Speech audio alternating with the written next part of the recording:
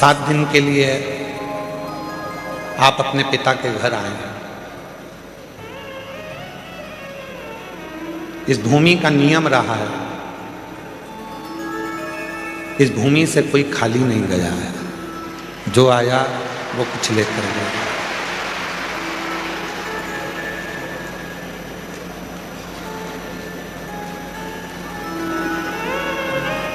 एक दादाजी की गोद में अगर पोता बैठता है, उठता है, तो दादाजी का पेन लेकर जाता है।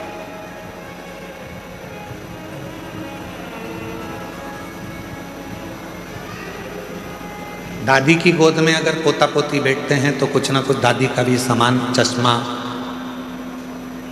जो दादी के पास होता है वो लेकर चले जाते हैं।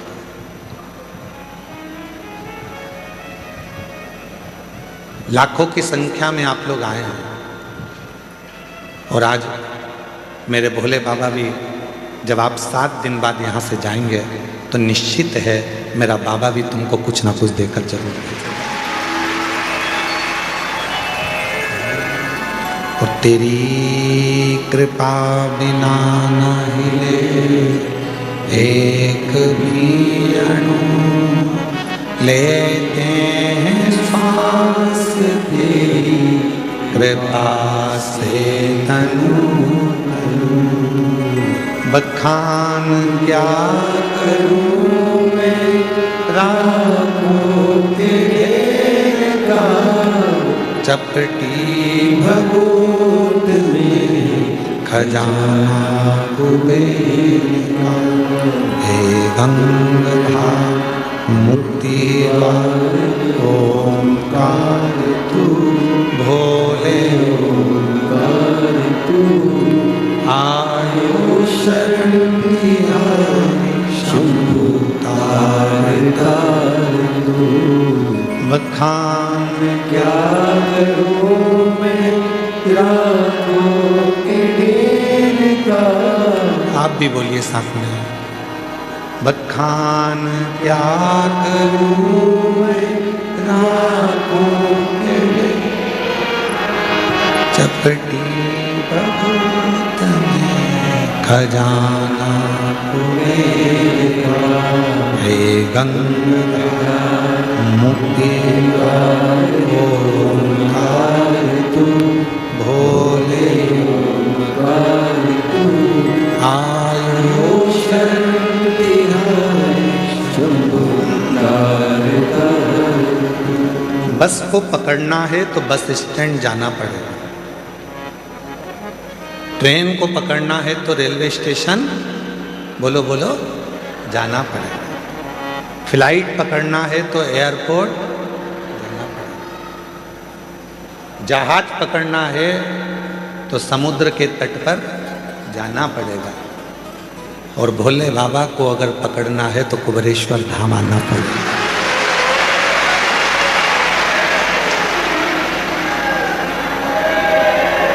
बारह ज्योतिर्लिंग का, ये 12 ज्योतिर्लिंग के मध्य में विराजमान ये वो कुबेरेश्वर बाबा की धरा है, ये वो कुबेरेश्वर बाबा की भूमि है। कुबेर भंडारी की वो धरा है जहाँ पर आने के बाद में 12 ज्योतिर्लिंग में आप भगवान शिव को जो जल चढ़ाते हो, भगवान शिव का जो दर्शन करते हो, उसका पुण्य फल ये कुबेरेश्वर बाबा की धरा पर नमन कर कर आपको प्राप्त हो जाता है। आपको अब यहां रहकर करना क्या क्या है?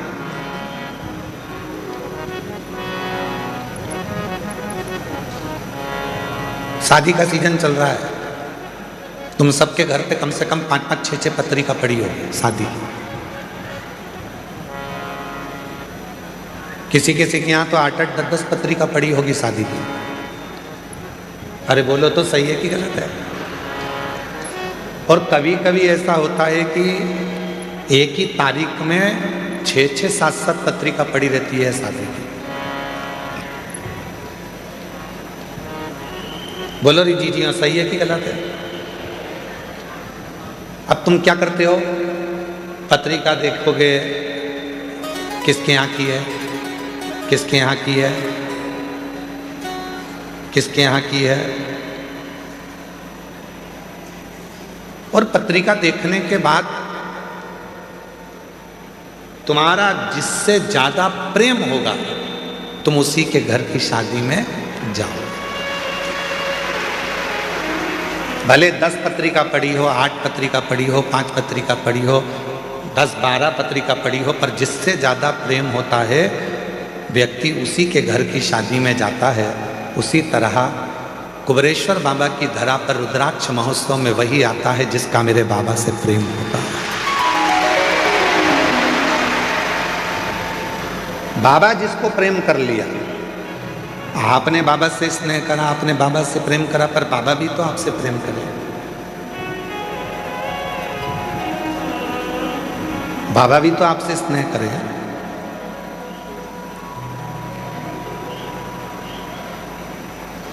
तो जितने ये लाखों की संख्या में जो शिव भक्त बैठे हैं, 1 पंडाल, 2 पंडाल, 3 पंडाल, 4 पंडाल, 5 पंडाल, पीछे के 3 पंडाल, जितने जितने पंडाल में आप लोग बैठे हुए हो, आप सब ध्यान रखना, आप बाबा को कितना चाहते हो ये नहीं मालूम, पर आपको देखकर ऐसा लगता है कि मेरा भोले बाबा आपको बहुत चाहता है, आपको बड़ा स्नेह।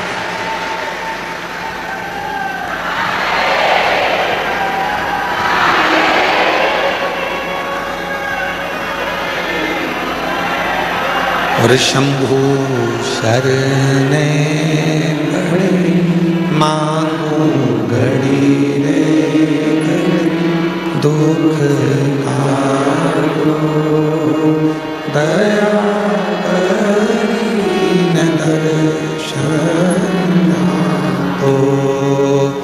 शंभु शरणे पड़े मांगू घड़ी दुख काटो दया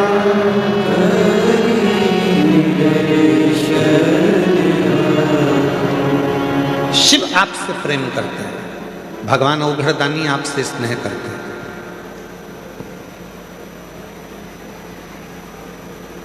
दक्ष प्रजापति के घर में 60 कन्याओं का जन्म हो चुका था। राजा दक्ष प्रजापति के घर में जब 60 लड़कियों का जन्म हो गया, 60 कन्याओं का जन्म हो गया, 60 कन्या के जन्म के बाद भी दक्ष प्रजापति ने भगवान माँ जगतजननी दुर्गा भवानी से प्रार्थना कर कर एक कन्या को और मांगा।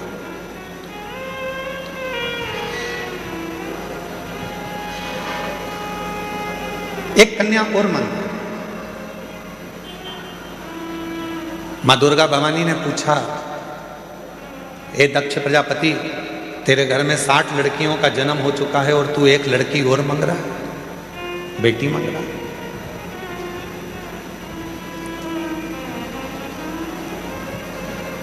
अभी हम कल डबरा की कथा पूरी करके फिर हम छतरपुर के बागेश्वर धाम गए थे। वहाँ पर भाई श्री रमेश भाई जी ओझा जी ने, पूज्य भाई श्री ने बड़ी सुंदर बात कही।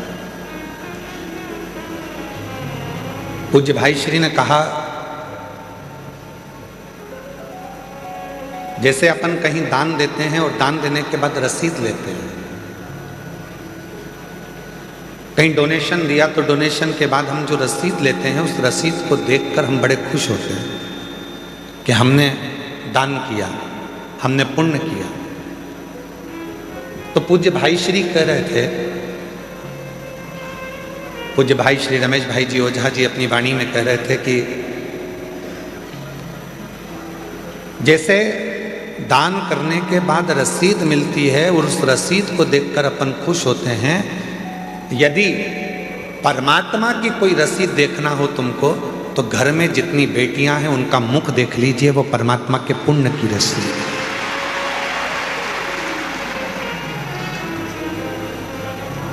वो परमात्मा के पुण्य की रसीद है। घर में यदि एक बेटी का जन्म हो जाए तो समझ लेना कि उस भोलेनाथ ने तुम्हारे घर में एक रसीद सिग्नेचर कर कर दे दी है, ये रसीद ही कन्यादान करने के बाद तुम्हें पार लगा देगी, वो रसीद।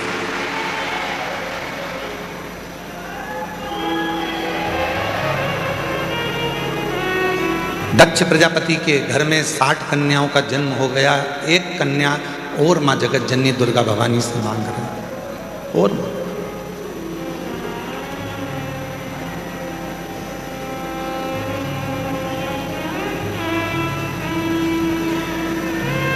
हे मां जगत जननी दुर्गा भवानी, मां हमारे घर में एक लड़की और हो जाए, एक बेटी और जन्म ले ले, एक बेटी का जन्म और हो जाए।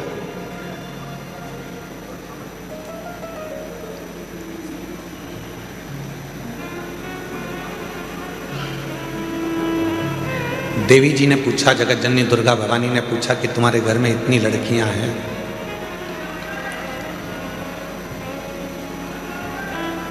पीछे की आवाज का ध्यान दे, तुम्हारे घर में इतनी बेटियां हैं, तुम्हारे घर में इतनी लड़कियां हैं, तो तुम्हें और लड़की की क्या जरूरत है? तो दक्ष प्रजापति ने मां जगत जननी दुर्गा भवानी से कहा, मां एक कन्यादान करने पर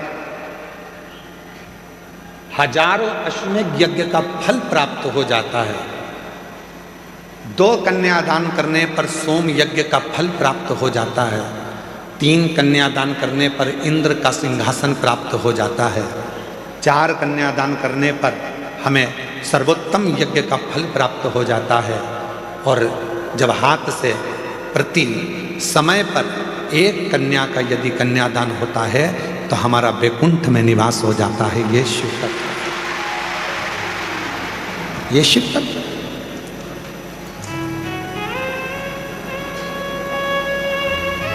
एक बेटी और दे दो। और दक्ष प्रजापति के घर में मां जगत जननी दुर्गा भवानी ने कहा कि बेटी ढूंढने के लिए कहाँ जाऊंगी या बेटी को खोजने के लिए कहाँ जाऊंगी, इसलिए मैं खुद तुम्हारे घर में, मां जगत जननी कहती हैं कि बेटी बनकर तेरे घर में आऊंगी, स्वयं तेरे घर में आऊंगी।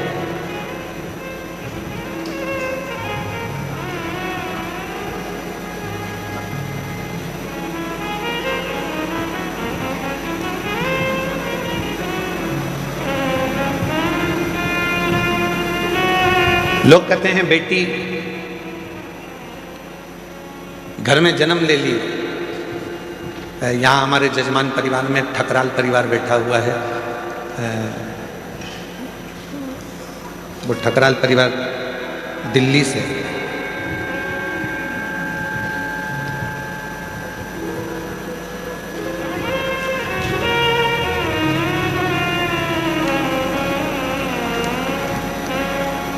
इस बेटी से एक हिम्मत लेना चाहता हूं। कहाँ बेटी है बेटा?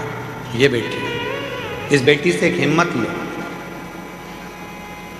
एक कथा का यजमान पद ग्रहण करने के बाद में जब यहाँ से जाती है तो बाबा से कहकर जाती है कि दूसरे फिर जजमान बनने के लिए तुझे व्यवस्था करना है, और ऐसी व्यवस्था करना है कि मैं अपने माँ बाप को कुबेरेश्वर धाम पर आकर यजमान पद ग्रहण करा दूं।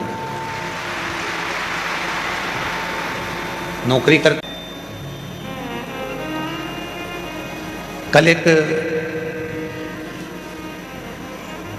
डबरा के अधिकारी जी ने प्रश्न किया, डबरा में पूर्व गृह मंत्री श्री नरोत्तम मिश्रा जी के यहाँ कथा चल रही थी, तो वहाँ एक अधिकारी ने, वहाँ के अच्छे अधिकारी ने एक प्रश्न किया कि गुरुजी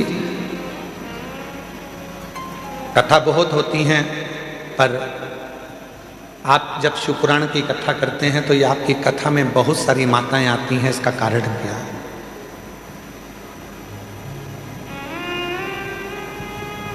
इसका कारण क्या है? हमने कहा इसका केवल एक कारण है, ये हमको सुनने के लिए नहीं आती है। ये जब भी कथा के पंडाल में आती हैं तो ये सोचकर आती हैं कि मेरा भोले बाबा कुछ कहने वाला है, शंकर जी कुछ कहने वाले हैं, और शिव जी उस कथा को कहेंगे और मैं उस कथा को सुनूंगी, और जो वाणी निकलेगी वो मेरे लिए कल्याणप्रद होगी, वो मेरे लिए।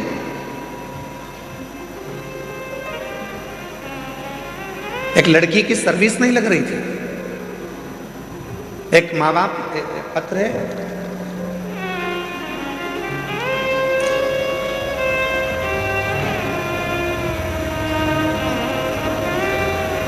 मेरा नाम शंकर महादेव, बावट इकर, मोबाइल नंबर ये है। मलकापुर, जिला बुल्ढाना, महाराष्ट्र से आए।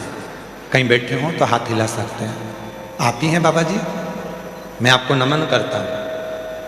ये वो पिता है, बेटी ने हिम्मत हार दी थी कि पापा मेरी कहीं जॉब नहीं लग रही है, मैं इतनी पढ़ गई फिर भी मेरी सर्विस नहीं लग रही है, कोई मुझे गवर्नमेंट जॉब नहीं मिल रही है। पिता ने अपनी बेटी से कहा कि वो सीहोर वाला बाबा कहता है कि मेहनत को 4 गुना कर, रात दिन एक कर दे, फिर एग्जाम दे। और बाप ने संकल्प लिया था कि मेरी बेटी की जैसी नौकरी लग जाएगी, जहां भी शिव पुराण की कथा होगी पैदल जाऊंगा। यवतमाल महाराष्ट्र से जैसे ही बेटी की सरकारी नौकरी लगी और वह बाप पैदल चलकर यवतमाल महाराष्ट्र से यहां पहुंचा है। आओ बाबा जी, आ जाओ, आप आ जाइए। मलकापुर, जिला बुल्ढाना, महाराष्ट्र से पैदल चलकर आए और आज से नहीं निकले हैं, कम से कम 10 दिन 15 दिन पहले के निकले हैं। धीरे धीरे धीरे धीरे शिव का नाम लेते लेते, शंकर का गुणगान करते करते करते करते यहां तक पहुंचे। विश्वास,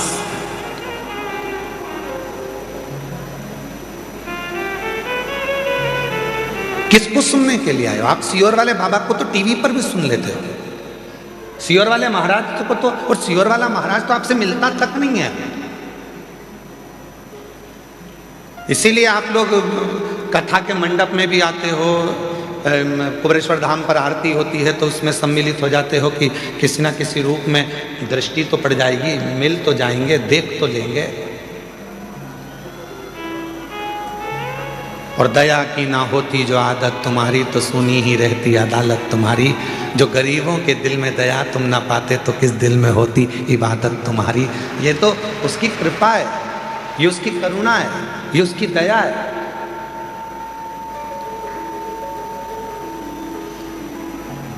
ये शिव की उदारता है। एक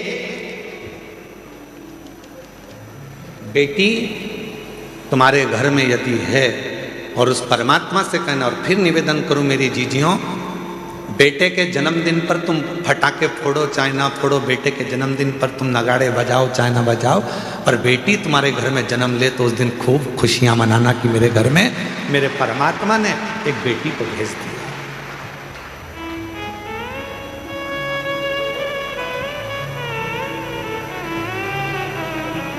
आज की बेटियां कोई साधारण नहीं है।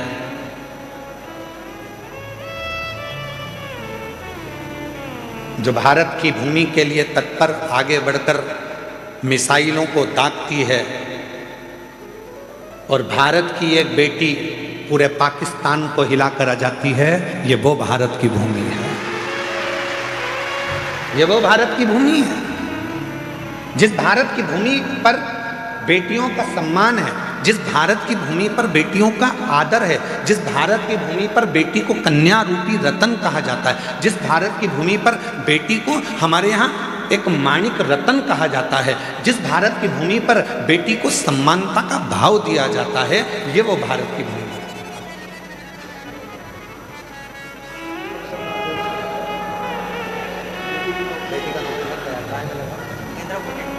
दया की ना हो जो आदत तुम्हारी।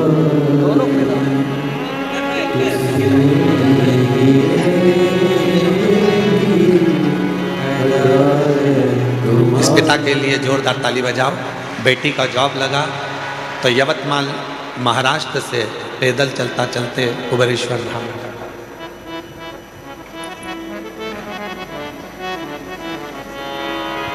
और कितनी बेटियां बैठी हैं यहाँ पर, ढेरों। जितनी बुजुर्ग माँ हैं वो भी किसी ना किसी की बेटी हैं, जो युवान माताएं बैठी हैं वो भी बेटी हैं, और जो मेरी छोटी छोटी कन्या बैठी हैं वो भी बेटी हैं। कितनी बेटी?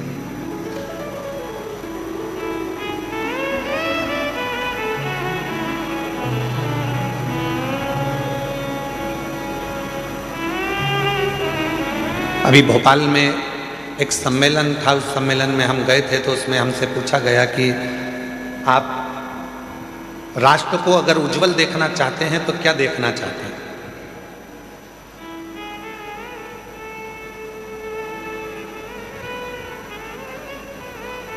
एक कार्यक्रम था, उसमें हमसे पूछा राष्ट्र को आप उज्जवल देखना चाहते हैं तो क्या देखना चाहते हैं। तो हमने कहा हम ये देखना चाहते हैं, अभी तक नारा था बेटी पढ़ाओ बेटी बढ़ाओ, हमसे कोई पूछे तो हम भी एक नारा देना चाहते हैं, बहू पढ़ाओ और देश बचाओ। कोई हमसे पूछे तो एक नारा हम भी देंगे कि जैसे तुम बेटी को पढ़ा रहे हो, जैसे बेटी के लिए तुम अपनी जान दे रहे हो, वैसे बहू को भी अपने घर में आने के बाद उसकी इच्छा पूछो, बेटा पढ़ना है, आगे बढ़ना है, तुझे कुछ करना है। जैसे बेटी के लिए हम तत्पर हैं, वैसे बहू के लिए भी तत्पर। बहू के लिए, वो भी तो बेटी है हमारी। एक सुंदर चरित्र है अशोक सुंदरी का। अशोक सुंदरी जी की उम्र थी 9 वर्ष।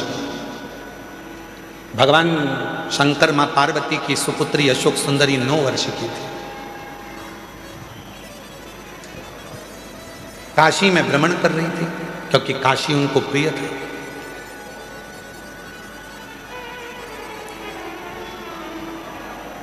अशोक सुंदरी जी को काशी बड़ा प्रिय था। काशी में रह रही थी, काशी में भ्रमण कर रही थी, और भ्रमण करते करते काशी की धरा पर अशोक सुंदरी एक दिन बाबा विश्वनाथ जी के पास में पहुंच गए, अपने पिताजी के पास। जब जाकर देखा तो पिताजी तो तप साधना में लीन थे। अशोक सुंदरी ने देखा कि पिताजी तो तप साधना में लीन है, अब मैं किसके पास जाऊं। तो अशोक सुंदरी फिर दौड़ लगाई, अपनी मां को खोजने लगी, माता पार्वती। उस समय पर मां जगतजननी जगदम्बा अंबा माता पार्वती मैया असुरों का संहार करने के लिए गई थी। मां जगतजननी को ढूंढ, पार्वती जी मिलती नहीं। अशोक सुंदरी आखिरी में ढूंढते ढूंढते श्री गणेश जी महाराज के पास में गई, गणेश जी भी नहीं मिले। षडानंद कार्तिकेय जी के पास गई, षडानंद कार्तिकेय भी नहीं मिले।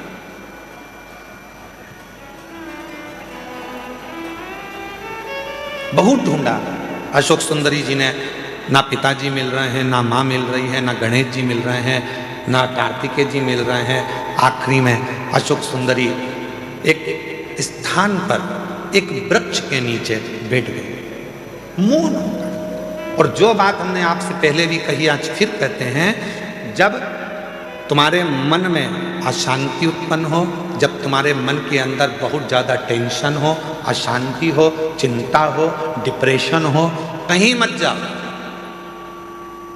एक किसी वृक्ष के नीचे कुछ देर के लिए। ये प्रकृति ने जो हमको वृक्ष दिए हैं, ये हमारे डिप्रेशन को, हमारी अशांति को शांत करने के लिए दिए। किसी वृक्ष के नीचे 10 मिनट के लिए मौन होकर बैठ जाओ और बाबा के ओम नाद का स्मरण करिए। ओम नाद का स्मरण।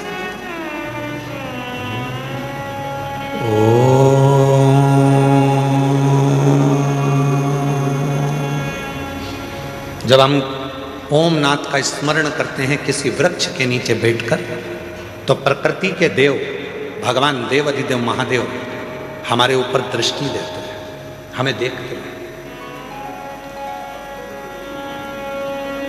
शिव महापुराण की कथा में लिखा है, गर्ग संहिता में लिखा है, पद्म पुराण में लिखा है, नर्मदा पुराण में लिखा है, स्कंद पुराण के रेवा खंड में लिखा है, जो पुण्य नदी के तट पर भजन करने में मिलता है, जो पुण्य तीर्थ में जाकर भजन करने में मिलता है, जो पुण्य घर से बाहर निकलकर भजन करने में मिलता है, वो पुण्य एक वृक्ष के नीचे बैठकर ओम का नाद करने से तुरंत प्राप्त हो जाए। वो पुण्य प्राप्त हो।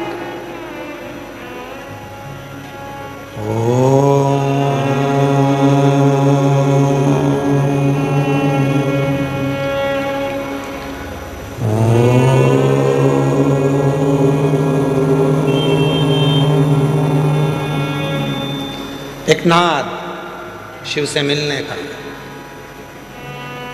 आप भी एक बार उच्चारण करिए, अपने नेत्र को धीरे धीरे बंद कर कर, पीठ को एकदम सीधा कर कर,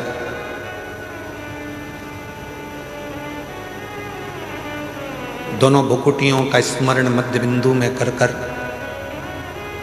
इस ओम को लंबी गूंज के साथ अपने मुख से उच्चारण करिए।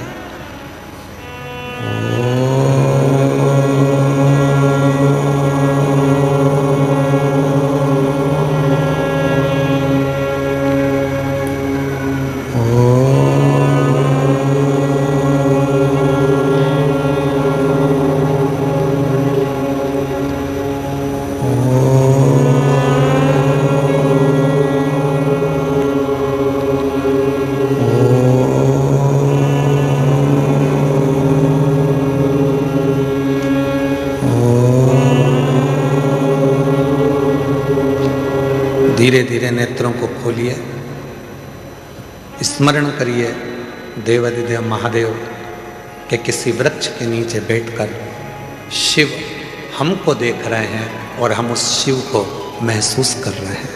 ऐसा लग रहा है कि हमारे पास में हमारा देवाधिदेव महादेव कुबेर भंडारी स्वयं आकर खड़ा हुआ है। वो नाद है, वो अशोक सुंदरी ने ओम का उच्चारण करा, अशोक सुंदरी ने नाद किया ओम का। शिव पुराण की विद्धेश्वर संहिता कहती है, स्कंद पुराण का रेवा खंड कहता है, किसी वृक्ष के नीचे बैठकर जब हम लंबी सांस लेकर ओम का उच्चारण करते हैं तो महादेव हमको देखते जरूर हैं।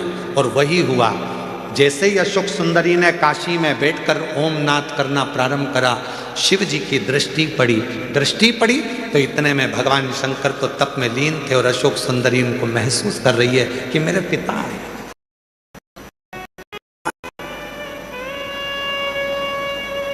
अशोक सुंदरी ने, पिताजी बहुत प्यास लग रही है, पापा बहुत प्यास लग रही है, बाबुल बहुत प्यास लग रही है। जिंदगी में यदि किसी बाप बेटी का प्रेम देखना है, जीवन में किसी पिता और पुत्री का प्रेम देखना है तो दो जगह पर देखिएगा। एक देखिए देवाधिदेव महादेव और अशोक सुंदरी का प्रेम, और दूसरा देखिए नरसिंह मेहता और नानी बाई का प्रेम। दोनों संबंध क्या है, रिश्ते क्या है, नाते क्या है, एक बाप और बेटी का स्नेह क्या होता है, ये शिव पुराण बता सकता है। एक बाप और बेटी का स्नेह क्या होता है, ये शिव पुराण बता सकता है। पिताजी मुझे बहुत प्यास लग रही है, बहुत प्यास लग रही है। पिताजी तो तप में लीन थे, कुछ बोले नहीं है, बस प्रकट हो गए, बोले कुछ नहीं, केवल प्रकट में बहुत तेज प्यास लग रही है पिताजी। पिताजी कुछ नहीं बोले। थोड़ी देर बाद अशोक सुंदरी ने देखा कि मेरे पिताजी की जटा में से टप टप टप टप करते हुए जल बह रहा था।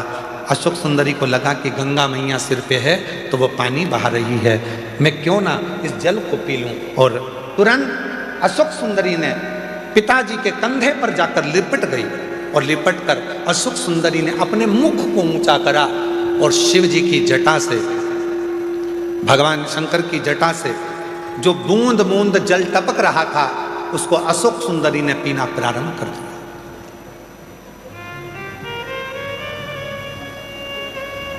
3 बूंद मुख में गई, 4थी बूंद मुख में गई, 5वीं बूंद मुख में गई, 6ठी बूंद मुख में गई और 7वीं बूंद जैसे ही मुख में जा रही थी इतने में मां जगत जननी जगदम्बा अम्बा दौड़कर सिंह पर चढ़कर अपनी बेटी के पास दौड़कर आ रही थी। जगत जननी जगदम्बा अम्बा दौड़कर, सुंदरी सुंदरी सुंदरी सुंदरी अशोक सुंदरी सुंदरी सुंदरी, क्या बोले। शिवजी ने देखा कि पार्वती जी इतनी जल्दीबाजी में कहां से आ गई, तो पार्वती जी को देखकर शंकर भगवान तुरंत पूछा, क्या हो गया पार्वती, जो तुम इतनी चिल्लाती चिल्लाती अशोक सुंदरी सुंदरी सुंदरी अशोक सुंदरी सुंदरी सुंदरी अशोक सुंदरी करती हुई आ रही हो, क्या हुआ। अरे वो अशोक सुंदरी तुम्हारे पीछे बैठी है, उसको प्यास लग रही थी, पानी नहीं मिला, तो वो तुम्हारे शीश से जो बूंद बूंद जल टपक रहा है ना, उसको पी रही है।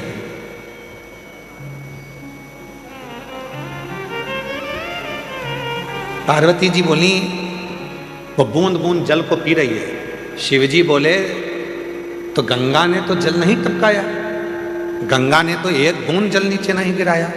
पार्वती ने पूछा वही तो मैं बोल रही हूं कि गंगा तो आपकी जटा में बंद पड़ी हुई है, वो बूंद बूंद जल जो टपक रहा है वो जल नहीं है, तुम्हारे गले में जो वासुकी नाग पड़ा हुआ है उस नाग का जहर वो उगल रहा था, वो उगला हुआ जहर मेरी बेटी के कंठ में जा रहा था।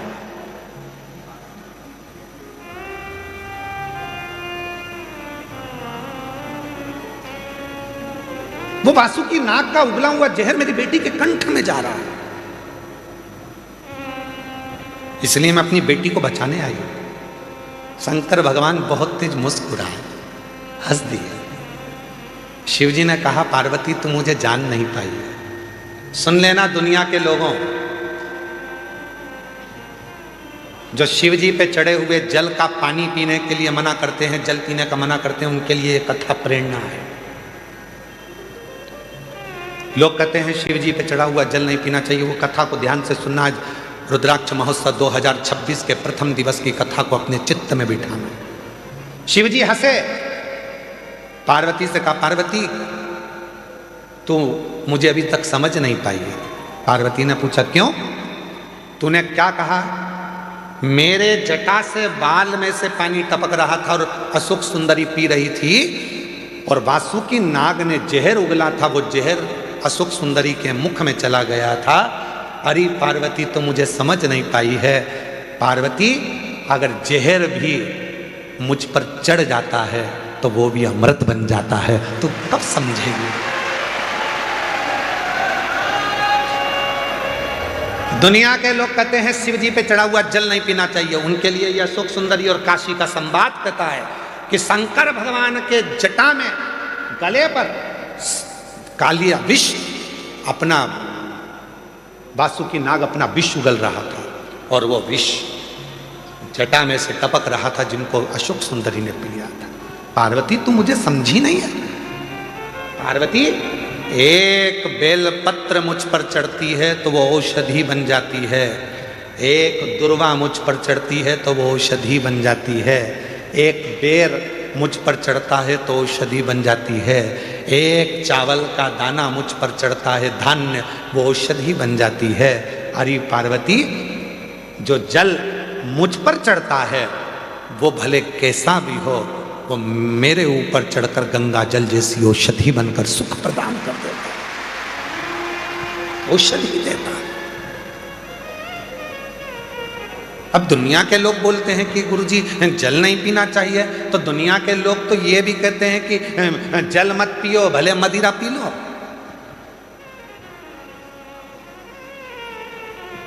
दुनिया के लोग तो बड़े बड़े अच्छे अच्छे हीरो भी गुटखे का प्रचार कर रहे हैं, खा लो गुटखा।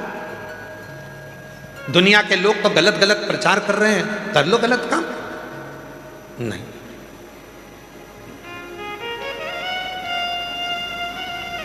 शिव कथा कर रही है, भगवान देवाधिदेव महादेव पर।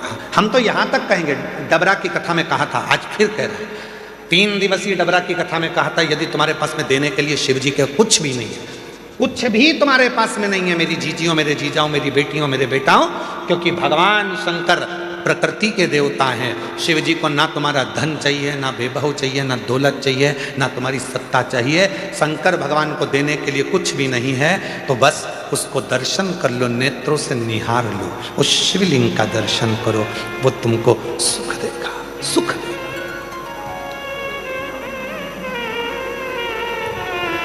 जब हम रात्रि को यहाँ पर पहुँचे तो रात्रि में यहाँ पर आए तो एक माता जी ने एक पर्ची लिख के दरवाजे में सरका दी, तुम ऐसा मत करना। एक माता जी ने पर्ची लिखी और दरवाजे में सरका दी। हमने आशीष से बोला कि पर्ची उठाना जरा, आए थे बस, अंदर गए, प्रवेश करा और कमरे में जैसे पहुंचे तो पर्ची पड़ी थी, तो हमने उस पर्ची को पढ़ा।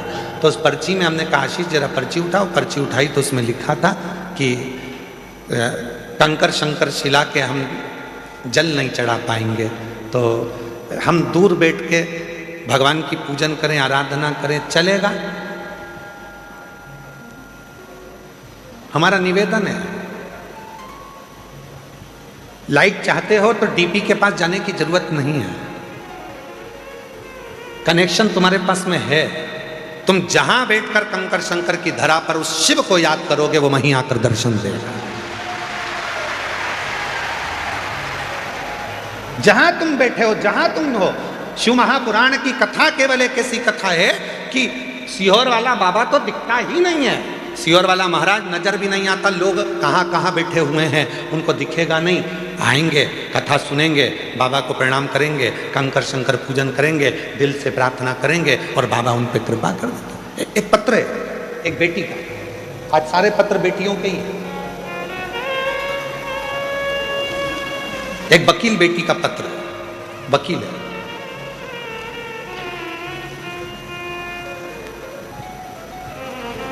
मैं सरोज परिहार जोधपुर राजस्थान से आई हूँ। कहीं बैठी हो सरोज जी परिहार? आप ही हैं? ऐसा हाथ हिला दो एक बार वापिस जी। आ जाइए, बेलपत्र लेकर जाइए। मैं सरोज परिहार जोधपुर राजस्थान की निवासी हूँ। मेरा मोबाइल नंबर ये है। मैं और मेरी ननंद बाईसा आपकी कथा वर्ष 2019 से सुन रही हैं। हम दोनों पिछले 5 सालों से लगातार रुद्राक्ष अभिषेक में यहाँ रुद्राक्ष महोत्सव में आते हैं। ऐसा कोई साल नहीं गया जिस साल मुझे मेरे भोलेनाथ ने नहीं दिया। रुद्राक्ष महोत्सव कर कर जाती हूँ और 3 से 4 महीने में बाबा मुझे कुछ ना कुछ देता जरूर है। 5 साल से रुद्राक्ष महोत्सव में आ रही हूँ, 5 साल से लगातार रुद्राक्ष महोत्सव अटेंड करती हूँ, सुनती हूँ। गुरुजी, आपकी कथा बहुत दूर दूर होती है, सीहोर हमारे नज़दीक पड़ जाता है। हम लोगों के भाग्य हैं जो साल में 2 कथा गुरु पूर्णिमा की और रुद्राक्ष महोत्सव की मिल जाती है, तो हमारे तो पंडाल की कथा पूरी हो जाती है। गुरुदेव, मेरी 2 बेटियां हैं। छोटी बेटी, बड़ी बेटी का साथ में विवाह हुआ दोनों का, छोटी का भी बड़ी का, पर छोटी बेटी का ससुराल सही नहीं होने की वजह से उसको तलाक हो गया। उन लोगों ने बेटी के बारे में गलत उठाना चालू करा कि इसकी बच्चेदानी नहीं है, बच्चादानी खराब है, बच्चादानी है ही नहीं। ऐसी अफवाह उड़ाई कि बेटी दिन भर रोती थी। गुरुदेव, 2018 में मेरी बेटी की शादी दूसरी करा दी। मेरी बेटी वकील थी पर प्राइवेट, सरकारी में। 2018 में शादी हुई और बेटी ने कहा, माँ, डॉक्टर के हिसाब से ऐसा लगता है कि मैं माँ नहीं बन सकती, क्या करूं? मैं अपनी बेटी को लेकर यहाँ आ गया और कथा सुनवाई बेटी को। कथा सुनने के बाद जब बेटी पहली बार यहाँ से गई, उसका गर्भ ठहर गया। पर ना जाने ऐसा क्या हुआ कि बेटी का जो बच्चा हुआ वो शांत हो गया। बेटी फिर टूट गई। मेरे से कहा, माँ, मैं वापिस अभी नहीं जाऊंगी क्योंकि मेरा मन बड़ा दुखी है। तो मैंने अपनी बेटी से कहा, उसने तुझे पुत्र दिया था, उसने ले लिया, क्यों चिंता करती है? चल कथा में। बेटी को वापिस कथा में लेकर आई और बाबा की ऐसी कृपा हुई कि बेटी जब दूसरी बार कथा से गई तो वो सरकारी वकील बन गई। सरकारी वकील बन गई। तीसरी बार फिर कथा में आई तो उसका खुद का मकान बन गया और बाबा की ऐसी कृपा हुई, तीसरी बार कथा में आई तो बाबा की कृपा से उसका वापिस बाबा ने पुत्र दे दिया। ये शिव की। गुरुदेव, दुनिया के लोग इतना ताना देते थे कि दुनिया के लोगों का मुंह बंद कर दिया मेरे भोले बाबा। दुनिया के लोगों का मुख बंद कर। शिव कथा करती है।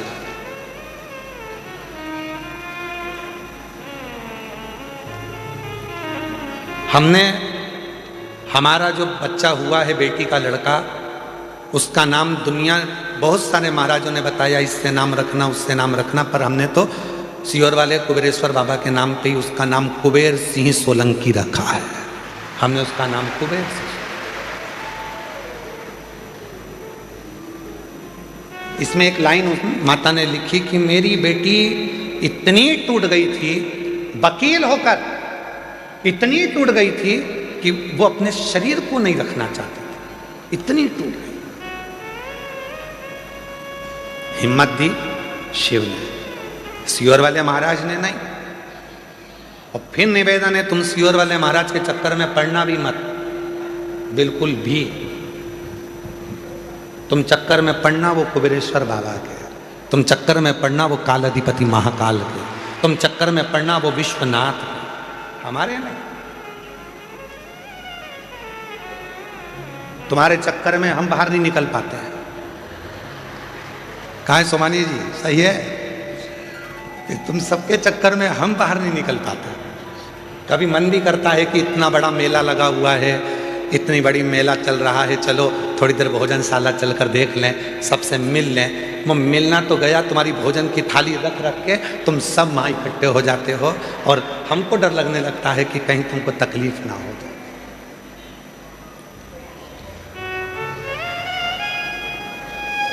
उसके चक्कर में रहो। हम तो बाबा के भरोसे चलते हैं। और देखो, हम हमेशा एक ही बात कहते हैं कि सियोर वाले बाबा से, सियोर वाले महाराज से मतलब मत रखो। इसीलिए कहते हैं क्या, हमको भी तो कहीं निकलने दो, घूमने दो, फिरने दो। पर जितना जितना मना करते हैं तुम, उतने उतने बिगड़ी औलाद हो। तुम्हें जितना मना करो तुम सुधरते ही नहीं। फिर पीछा पकड़ लेते हो। आ जाओ।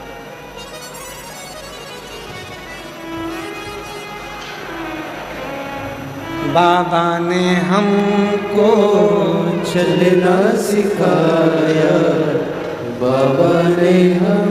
रोते नहीं, रोते नहीं, रोते नहीं, आंसू पोछो पहले, रोते नहीं, आंसू पोछो पहले, रोते नहीं, आंसू पोछो पहले, आंसू पोछो। अच्छा खुश होकर जा, बाबा ने सब सुन लिया ना, सब दे दिया, क्या सोच रहे ये बेटी?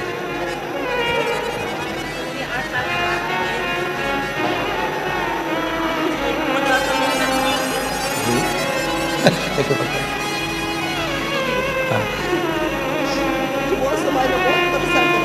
पहले आंसू पोछो, आंसू पोछो। अच्छा खुश होके जाओ, बाबा ने सब दे दिया ना, अब क्या सोचना उसको।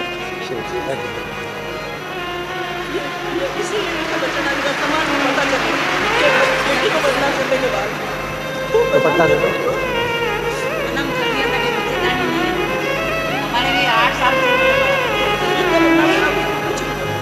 शिव कृपा। जी कह रही हैं कि बेटी को ऐसा कह दिया था कि बच्चेदानी नहीं, बच्चेदानी नहीं, तो पूरी समाज में बात फैल गई, उससे कोई शादी ना करे। आखिरी में उसने सोच लिया था कि शरीर नहीं रखूंगी। तब वो बहन अपनी बेटी को लेकर एक रुद्राक्ष उत्सव में यहाँ आ गई। बेटी कथा सुनी, बेटी की शादी हो चुकी थी। वहाँ पर भी उसको सम्मान नहीं मिल पा रहा था कि संतान ने बाबा ने दे दिया।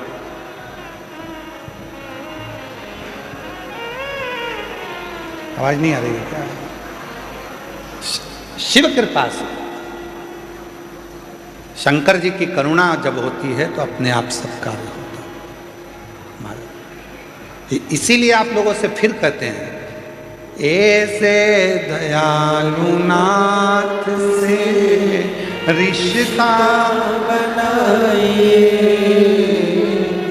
मेरी जीजियों, जितनी मेरी जीजी जीजा हैं, जितनी स्तुति हम करें उतनी स्तुति आपको करना है।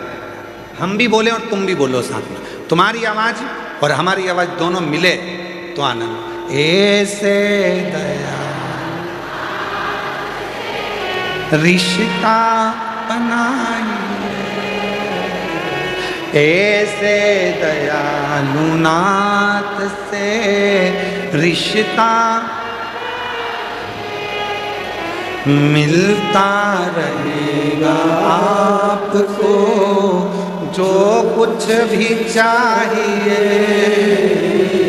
मिलता रहेगा आपको जो कुछ भी चाहिए। ऐसी करिश्मा होगा जो हुआ कभी नहीं, ऐसा करिश्मा होगा जो हुआ कभी मांगा है भोलेनाथ से वरदान, मांगा है भोलेनाथ से वरदान। तेरी दया बनी रहे जब तक है जिंदगी, तेरी कृपा बनी रहे जब तक है जिंदगी। मांगा है भोलेनाथ से वरदान, मांगा है भोलेनाथ से वरदान। उसकी कृपा, उससे संबंध, वो नाता, वो रिश्ता, वो तुम्हारा हो जाए।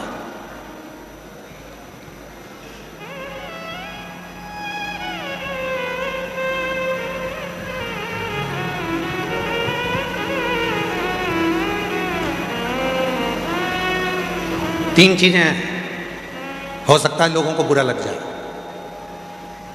बोल रहे हैं जम के तो बोलो, संभाल लोगे, ठीक है।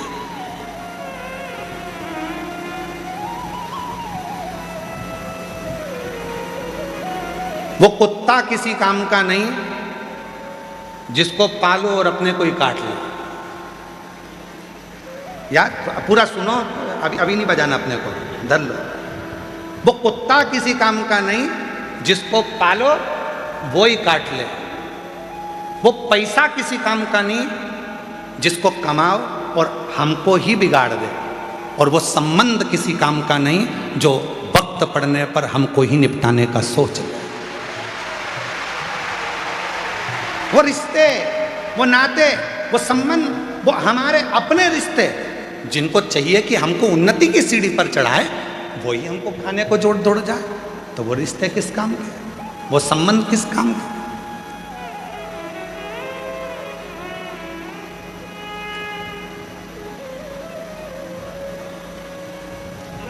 हमारे देवर जी तो बहुत अच्छे हैं, पर हमारी देवरानी ने हमारे देवर को कब्जे में करके रखा, रिश्ते खत्म कर दिए।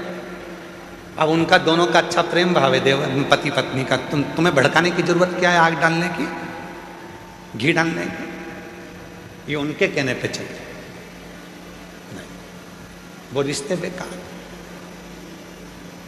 वो रिश्ता किसी काम का नहीं है, वो रिश्तेदार किसी काम के नहीं है जो वक्त पड़ने पर साथ देने की जगह तुम्हारे को ही काटने का, तुमको ही निपटाने की सोचे, वो किसी काम की। शिव महापुराण की कथा कहती है, भगवान शंकर का चरित्र कहता है, माँ भगवान दक्ष प्रजापति ने माँ जगत जननी दुर्गा भवानी से एक बेटी मांगी, और बेटी मांगने पर उन्होंने कहा कि माँ एक बेटी और हो जाए।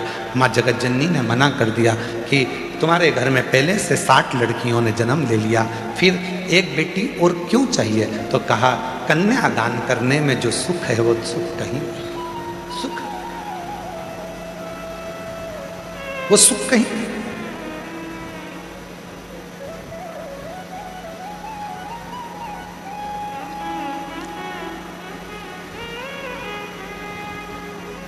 जगत जननी जगदम्बा अम्मा ने कहा कि मैं स्वयं तुम्हारे घर में बेटी बनकर जन्म आई। माँ जगत जननी दुर्गा भवानी खुद बेटी बनकर आई और प्रसूति के गर्भ से एक कन्या ने जन्म लिया जिसका नाम सती है। माता सती बाल्य अवस्था से, जब माता सती का जन्म हुआ था, जब गोदी में माता सती जी थी, प्रसूति की गोद में माता सती थी, बाल्यावस्था में माँ सती माता की गोद में जब अटखेलियाँ कर रही थी, दक्ष प्रजापति ने सती के जन्म उत्सव को मनाया, सारे देवताओं को बुलाया, सबको निमंत्रण दिया।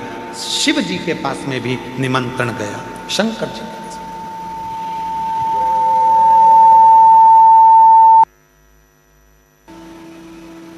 निमंत्रण सबके पास गए। सती मैया का जन्म हुआ है, सारे देवता सब माता सती का दर्शन करने के लिए सब आए। सती मैया अपनी अटखेलियां में लगी हुई थी, छोटी सी थी, गोदी में पड़ी हुई थी, गोदी में खेल रही थी, माँ की गोद में माता सती खेल रही। किसी देवता को माँ सती ने नहीं देखा, अपनी अटखेलियां करें। भगवान नारायण भी आए, लक्ष्मी जी भी आई, ब्रह्मा जी भी आए, ब्रह्मणी भी आई, इंद्र भी आए, इंद्राणी भी आई, गरुण भी आए, वरुण भी आए, सारे 33 कोटि देवता आए। तब तक माता सती ने किसी को नहीं देखा। पर जैसे ही भगवान देव अधिदेव महादेव सती मैया के सामने जैसे ही पहुँचे, गोदी में सती सोई थी, प्रसूति की गोद में सती सोई थी, और सती जैसे ही शिवाय, सती का ध्यान शंकर भगवान पर टिक गया। जैसे शंकर की कथा सुनने वाले, शिव महापुराण की कथा सुनने वाले कैसे होते हैं? कथा चालू होती है और एकदम साइलेंट, किसी की आवाज नहीं आती है। पड़ोसन बोले भी तो ये कौन ही मार देती है, चुप। और पूरा इतनी संख्या में 2 माताओं को एक कमरे में बिठा दो तो इनकी बात खत्म नहीं होती है। और तुम लाखों की संख्या में बैठे हो, और मेरी जीजियाँ, मेरे जीजा, मेरी बेटियाँ, बेटे, मेरे बुजुर्ग माँ बाप पूरी कथा के पंडाल में बैठे हैं, पर किसी एक की आवाज नहीं, एकदम चुप होकर। और कहीं का बोल भी दे तो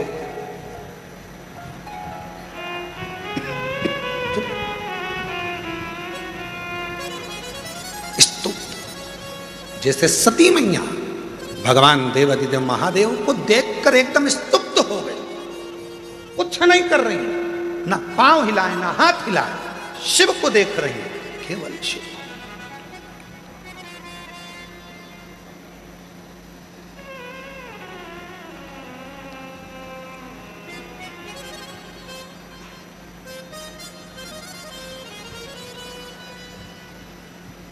और भगवान देव अधिदेव महादेव ने सती को देखा, दक्ष प्रजापति को बुलाया और बुलाकर कहा, दक्ष प्रजापति जी, इस सती, ये मेरी जगत जननी जगदम्बा अम्बा तुम्हारे घर में आई है। सती तुम्हारे घर में प्रकट हुई है, इसका आदर करना, सम्मान करना, सत्कार करना। जिस घर में बेटी का अपमान होता है, जिस घर में बेटी का आदर नहीं होता है, जिस घर में बेटी का सत्कार नहीं होता है, एक दिन वो घर में धीरे धीरे लक्ष्मी संपदा वैभव समाप्त होते चले जाता है। आदर कर, बेटी का आदर। और आपका पूरी कथा को उठाकर देख लीजिए, दक्ष प्रजापति ने ना सती का सम्मान करा, ना सती जी के पति का सम्मान करा, ना सती का आदर करा, ना सत्कार करा। आखिरी में हुआ क्या? दक्ष प्रजापति का सिर कट गया और बकरे का मुख लग गया। सम्मान दो।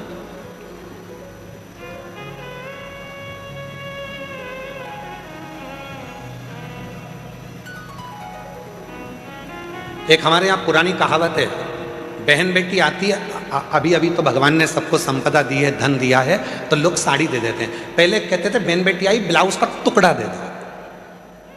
क्या दे दो? अरे जम के तो बोलो, ब्लाउज का टुकड़ा। ऐसा घड़ी बना हुआ रहता था ऐसा, और 60, 70, 80 रुपए में मिल जाता था।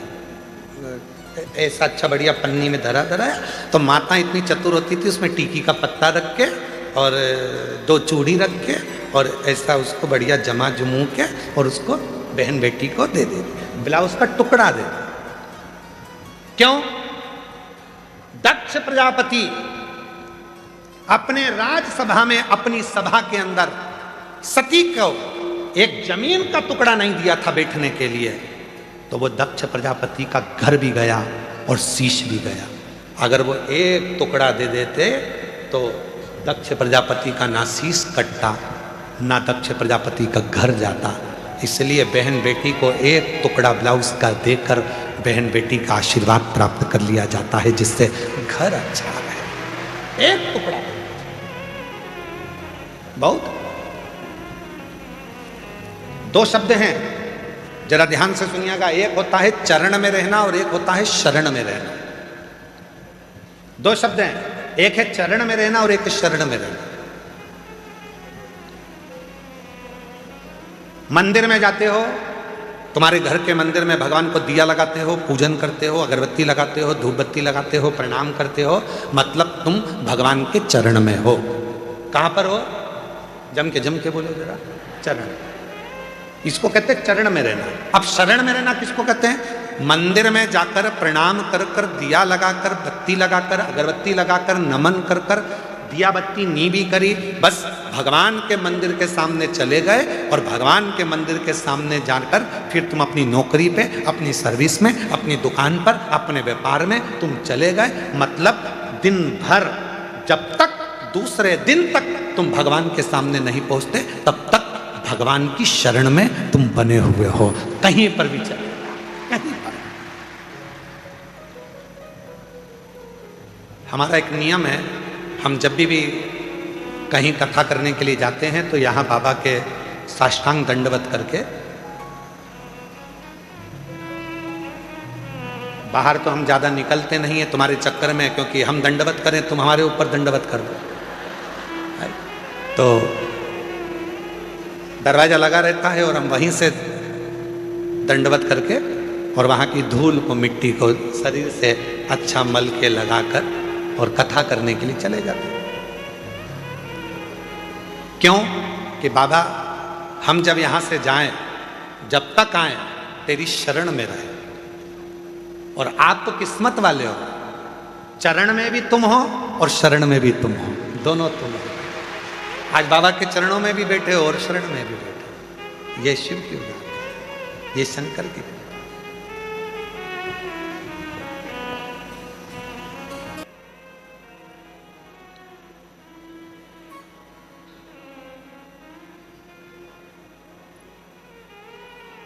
बाबा देवाधिदेव महादेव, भगवान शिव, ओगरदानी, त्रिकालदर्शी, कैलाशी, अविनाशी, भगवान शिव की पवित्र कथा कर, भगवान शंकर का पवित्र चरित्र कर। सती मां माता प्रसूति की गोद में शिव सती को देख रहे हैं और सती मैया एक टकटकी लगाकर शिव को देख रहे हैं। ओगरदानी भगवान देवाधिदेव महादेव ने दक्ष प्रजापति को बुलाकर कहा कि इसका सम्मान करो। शिव की कृपा से यदि तुम्हारे घर में बेटी आ जाए, बेटी चाहे बहू के रूप में हो, चाहे तुम्हारे घर में बेटी के रूप में हो, बेटी बेटी होती है, इसका आदर करोगे तो तुम्हारे घर में कभी वैभव की, संपदा की, सत्ता की कमी नहीं हो सकती। आदर करो।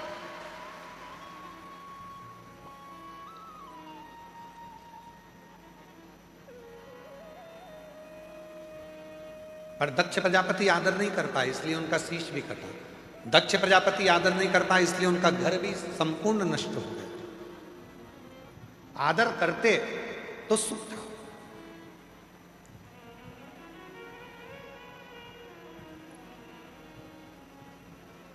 बेटी, अन्न और पानी, थोड़ा ध्यान दीजिएगा। क्या क्या चीज है, जम के बोलो।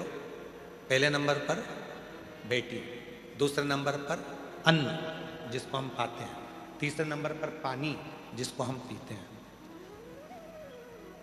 इन तीन का आदर हमेशा होना चाहिए। आजकल बड़ी बड़ी पार्टियों में पानी की बोतल रख दी जाती है, लोग पानी पीते हैं, आधी बोतल पानी पिया और फेंक दिया।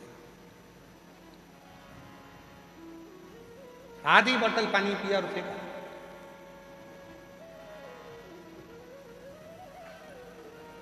एक पानी की महत्वता महाभारत में भी वर्णन करी गई है। महाभारत के चरित्र को पढ़िएगा। अभिमन्यु के प्राण छूट रहे हैं और अभिमन्यु पानी की बूंद के लिए तरस रहा है। सामने कर्ण का, राजा कर्ण का रथ खड़ा हुआ और अभिमन्यु कह रहे हैं कितना भी दुश्मन हो पर पानी तो पिला दो, प्यास लग रही है। चक्रव्यूह में घेर लिया गया था अभिमन्यु को, मर रहे थे अभिमन्यु के प्राण छूट रहे थे और वो पानी के लिए तरस रहे थे। जल के लिए तरसते हैं। और मांग भी रहे तो किससे? कहा दुनिया का सबसे बड़ा दानी, दुनिया का सबसे बड़ा दानदाता यदि कोई था तो वो राजा कर्ण थे। मांग भी रहे हैं तो किससे? राजा कर्ण से। जल दे दो, जल, पानी पीना है। अभिमन्यु कह रहा है प्राण छूट रहे हैं, मुझे पानी दे दो। पास में जल की छाजल रखी थी। छाजल जानते हो आप लोग? जम के तो बोलो, छाजल जानते हो? एक मोटा सा ना जाने ऐसा कोई कपड़ा आता है और कपड़ा इधर से सिला रहता है, इधर से सिला रहता है, चारों तरफ से उसमें इधर से सिलकर एक मुंह बना रहता है, उसमें पानी भर दिया जाता है और मुंह को बांधकर गाड़ियों में उसको टांग देते हैं तो पानी ठंडा होता रहता है, उसको पीते हैं। रथ में, कर्ण के रथ में पानी की छाजल टंगी हुई थी और राजा कर्ण से पानी मांगा जा रहा था। अभिमन्यु कह रहे मुझे जल दे दो। और राजा कर्ण ने पानी का अपमान कर कर उस पानी की छाजल को उसके पास में पटक दिया, पर वो पानी अभिमन्यु को पीने को नहीं दिया, पीने को नहीं।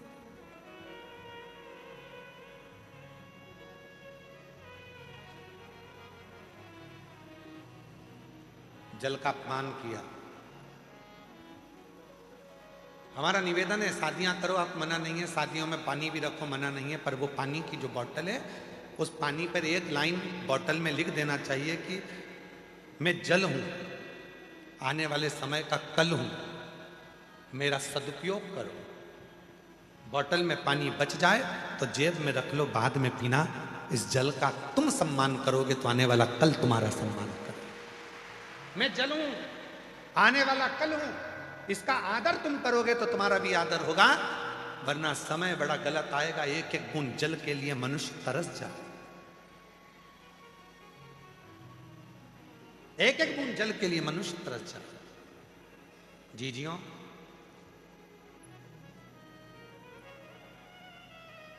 हर वर्ष रुद्राक्ष महोत्सव आता है। ये गर्मी का थोड़ा समय आ जाता है जिसमें पानी की जरूरत पड़ती है और इतना पानी कुबेरेश्वर धाम पर नहीं होता। इतना पानी नहीं है कुबेरेश्वर धाम पर। वो तो कोई कोई ना जाने भोले बाबा किसको भेज देते हैं और पानी की व्यवस्था करवा देते हैं। रुद्राक्ष महोत्सव चालू होने से पहले, पिछले रुद्राक्षोत्सव के पहले भी एक बहन आई थी और एक बोर कराकर चली गई थी, उससे पानी चलता रहा। पूरा रुद्राक्षोत्सव बाबा ने झेल लिया।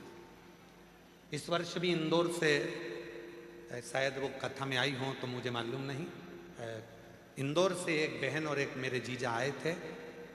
2 दिन तक यहाँ रुके और उन्होंने देखा कि पानी की बहुत ज़रूरत है, तो उन्होंने कहा कि हमको बोर लगवाना है। हमने कहा सब दूर दिखवाया, पानी तो कहीं है नहीं। तो वो कहने लगी हमने अभी कंकर शंकर की पूजन करी है, हमारा कंकर हम जहाँ रख देंगे और वहीं पर हम बोर करवा देंगे, बाबा की मर्जी होगी तो दे देगा, नहीं मर्जी होगी तो नहीं।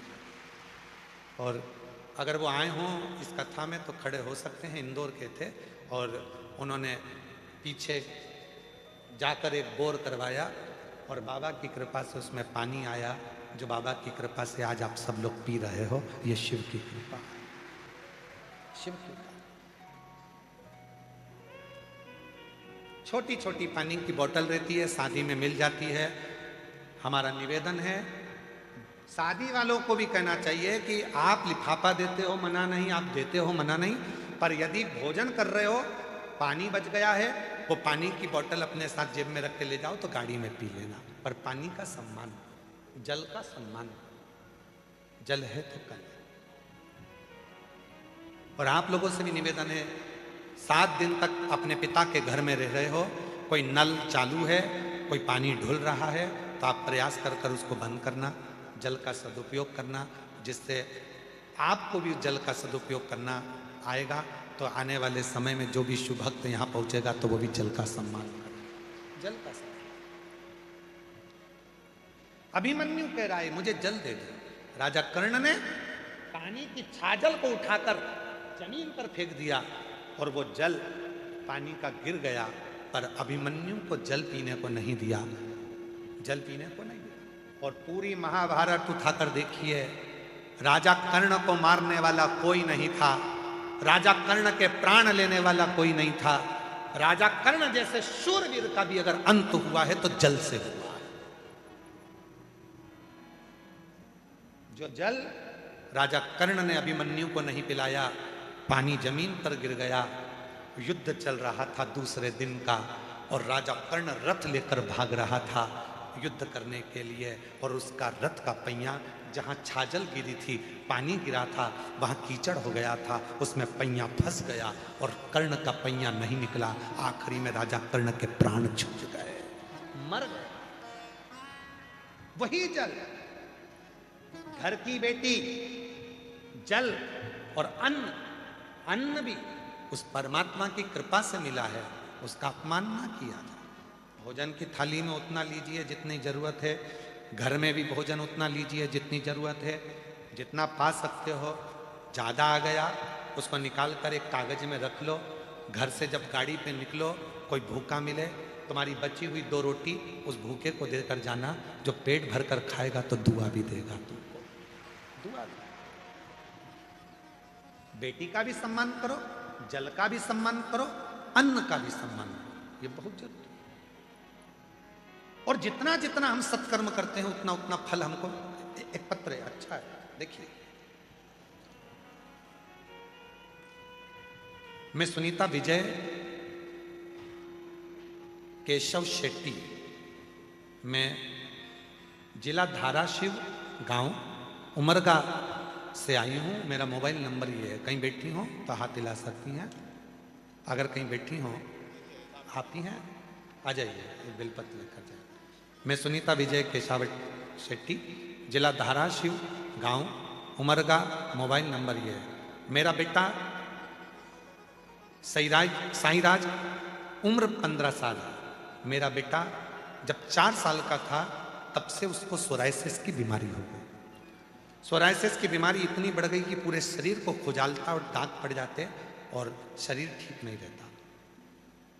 15 साल का बेटा हो गया, जब वो 4 साल का था तब से उसको बीमारी है। 11 साल से लगातार इस बीमारी का इलाज करवाते करवाते थक गए, पर वो बीमारी का हल नहीं निकला। तब किसी के कहने पर मेरे बेटा बेटी को लेकर मैं सीहोर आ गई और बाबा के धाम में पिछले वर्ष रुद्राक्ष महोत्सव में पहुंची। यहाँ का रुद्राक्ष महोत्सव पहुंचकर यहाँ की मिट्टी को बेटे के शरीर पर लगाई, बाबा से प्रार्थना करा, निवेदन कर कर यहाँ से चली गई। उस समय पर हमको रुद्राक्ष नहीं मिला, क्योंकि रुद्राक्ष महोत्सव में रुद्राक्ष वितरण बंद रहता है। हम वापिस आए, रुद्राक्ष लेकर गए 2 महीने बाद आकर, और उस रुद्राक्ष का जल हम अपने बेटे को देते। शरीर में जब वो नहाता तो बाल्टी में पानी में डाल देते। बाबा की कृपा से वो 50% अच्छा हुआ, 50% उसको आराम लग गए। 50% जब आराम लगा, मेरा बेटा कहता है, माँ अब मेरे शरीर में आराम लगना प्रारंभ हो गया। तब आपने सोमवार की अष्टमी का एक उपाय बताया था, जो मैंने अपने बेटे से करवाया, और करवाने के बाद बेटे को वो दुर्वा शिव जी के नंदी के पास बिठाकर खिला दी। जिस दिन से खिलाई आज तक मेरे बेटे को सोराइसिस की बीमारी नहीं रही। मेरा बेटा पूर्ण तरह से अच्छा हो गया। मैं बाबा को प्रणाम करती हूँ। पहला फोटो लगा रही हूँ जिसमें मेरे बेटे के शरीर पर सोराइसिस की बीमारी है। एलईडी पर दिख रहा है।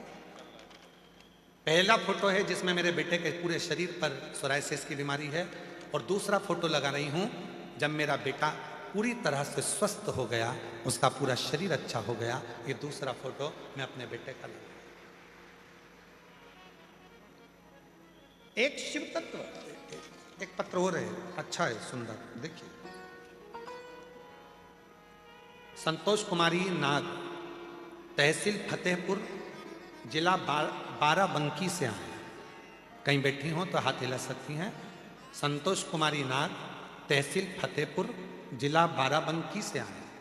कहीं बैठी हो तो हाथ हिला सकती हैं। कहीं बैठी हो, बाराबंकी से आई हैं, और अगर कहीं बैठी हो तो हाथ हिला सकती हैं, और अगर बैठी हो तो एक बेलपत्र लेने के लिए आ सकती हैं। गुरुजी, 1 लोटे जल का मैं क्या वर्णन करूं। 2019 में मेरे पूरे शरीर पर सफ़ेद दाग हो गए। सफ़ेद दाग की बीमारी हो गई, पूरा चर्म मेरा सफ़ेद पड़ने लगा। इतनी परेशान हो गई कि दवाई ले लेकर हार गई। इतनी दुखी होती मेरे बेटे की और मेरी बेटी की शादी कैसे होगी, मेरा बेटा और बेटी की शादी कैसे होगी। तब मेरे पति ने कहा तुम दवा लेना क्यों बंद कर रही हो, दवा तो चलने दो।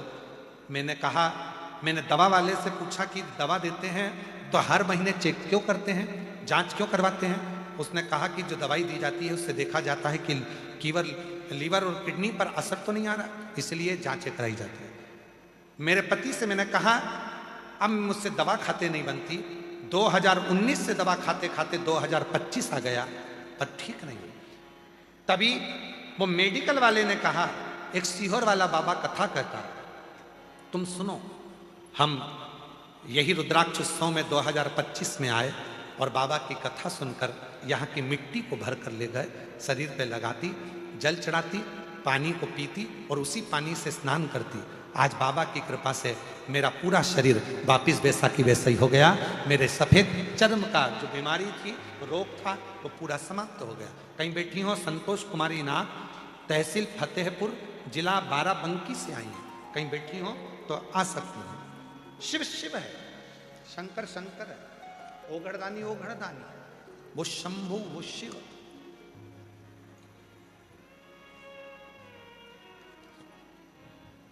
जो नित्य लीला करने वाला।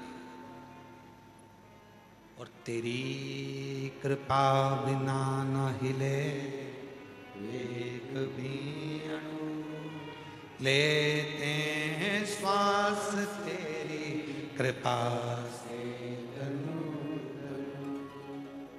बखान क्या करूं। बेटे को सोराइसिस था, पूरी तरह से अब सही हो गया। एक बार जोरदार ताली बजाकर साधुवाद।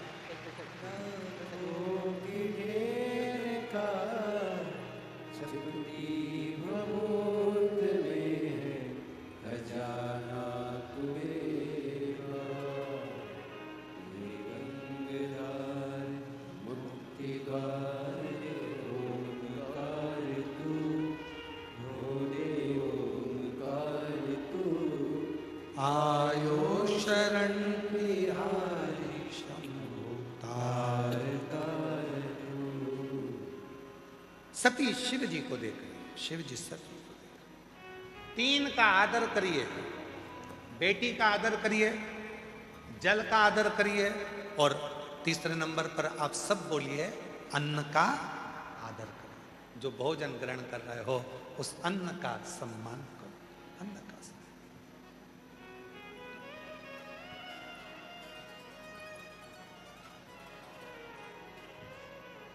खूब करो। कितनी सुंदर बात है, बहुत दूर दूर से लोग आते हैं कुबेरेश्वर धाम पर। कथाओं में, शिव पुराण में लोग मुंह झूठा कराने के, कोई टॉफी बांटता है, कोई पानी बांटता है, कोई कुछ बांटता है, कोई कुछ बांटता है।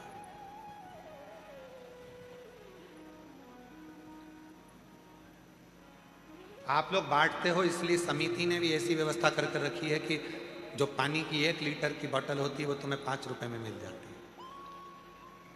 छोटी छोटी बोतल जो बाजार में महंगी मिलती है, समिति ने ऐसी व्यवस्था कार्यालय बनाकर रखा है जहां से तुम्हें कम रुपए में बोतल मिल जाए और तुम दुनिया के लोगों को बांटकर उस पानी को पिलाओ।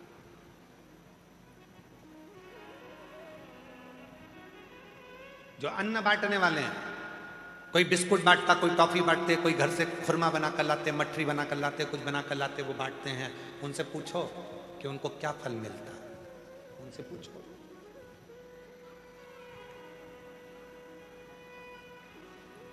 पीछे आप लोग भोजन करने गए थे, जम के तो बोलो, गए थे पीछे भोजन करने? पीले पीले कपड़े में कार्यकर्ता दिखे थे आपको भोजन परोसते हुए? जम के तो बोलो। मुख पर पट्टी होगी, सिर पे कैप होगा, पीला कलर का उनका जैकेट होगा। श्री शिवाय नमस्तुभ्यम मालेगांव की वो टीम है देवीदास जी की।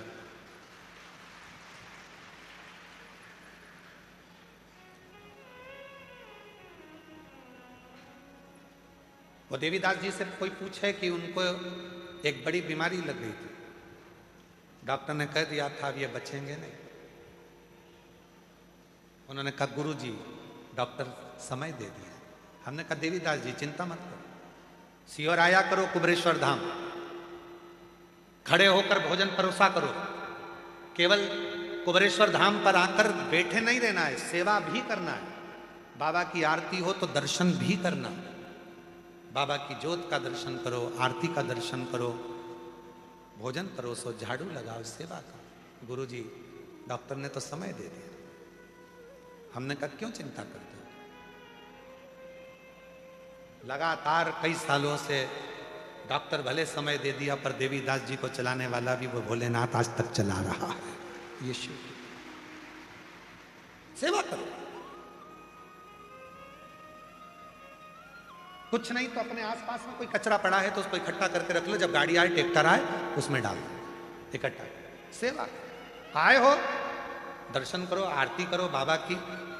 दुनिया के लोग आते हैं प्रदोष की आरती का भाव करने के लिए, दर्शन के लिए।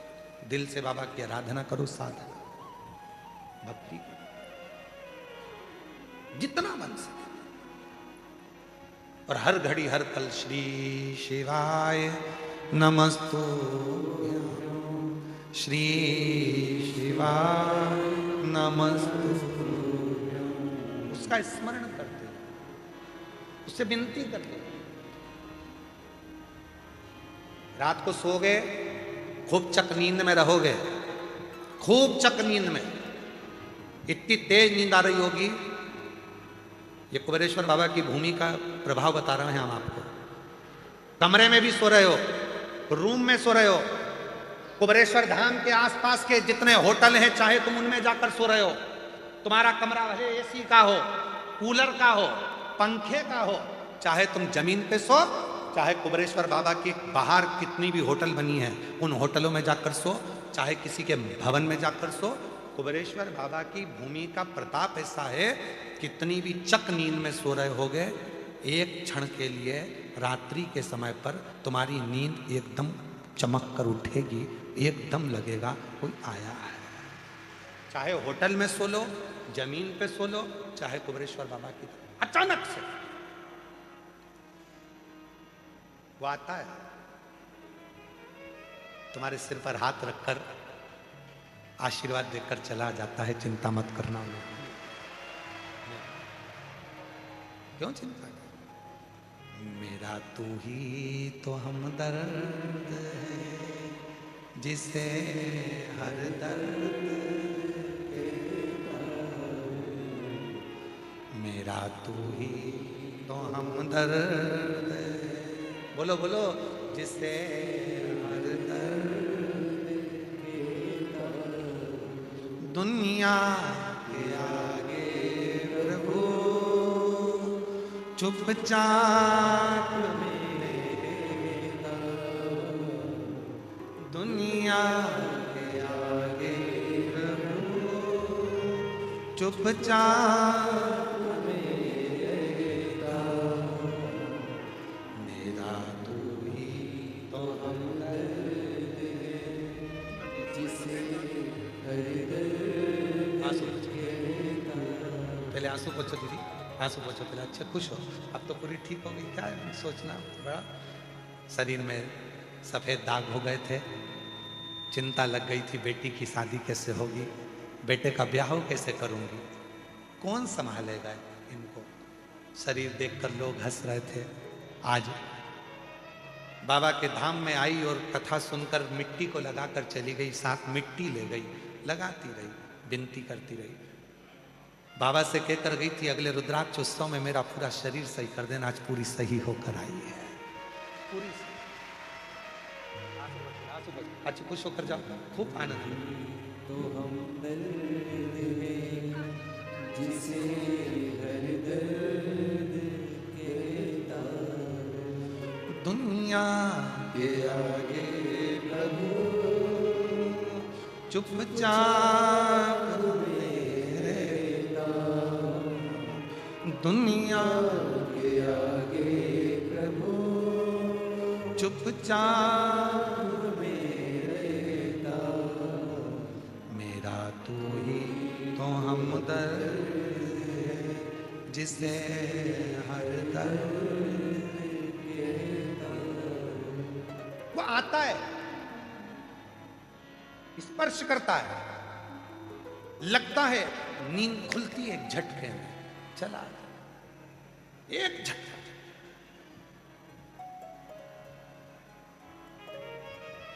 सो रहे हो, ऐसा लगेगा सिर के पास में से कोई निकल कर गया। एसी के रूम में सो रहे थे, होटल में सो रहे थे, अच्छे अच्छे कमरे में सो रहे थे, फिर कौन आ गया?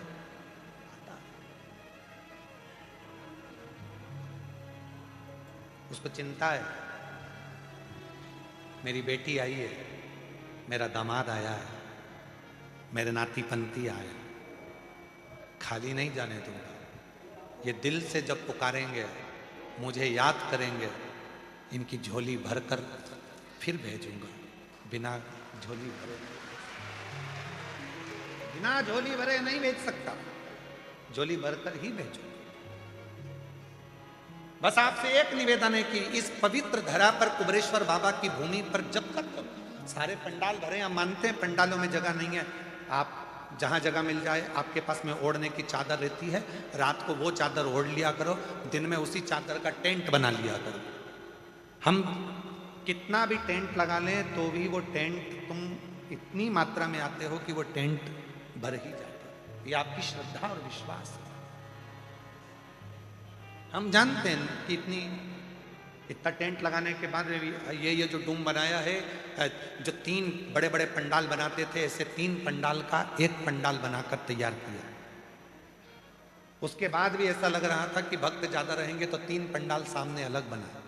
फिर कहा कि भक्त ज्यादा रहेंगे, गाड़ियां चलने की जगह रखी थी तो उसमें भी हमने टेंट खिंचवा दिया, इधर भी और इधर भी। अब ये टेंट से काम नहीं चलेगा। अब तुम आओ तो अपनी चद्दर जब ओढ़ते हो रात को, वही चद्दर दिन में सूरज की रोशनी से बचाने के लिए लगा लिया करो और कथा को श्रवण कर बाबा से प्रार्थना कर लिया करो, उससे विनती कर लिया। शिव तक एक बहन जी ने पत्र लिखा, उस पत्र में कितनी विचित्र बात लिखी। मेरा नाम रीलू शुक्ला, पति का नाम धीरू शुक्ला, बहुत अच्छे नाम है। मेरा नाम रीलू शुक्ला है, पति का नाम धीरू शुक्ला है।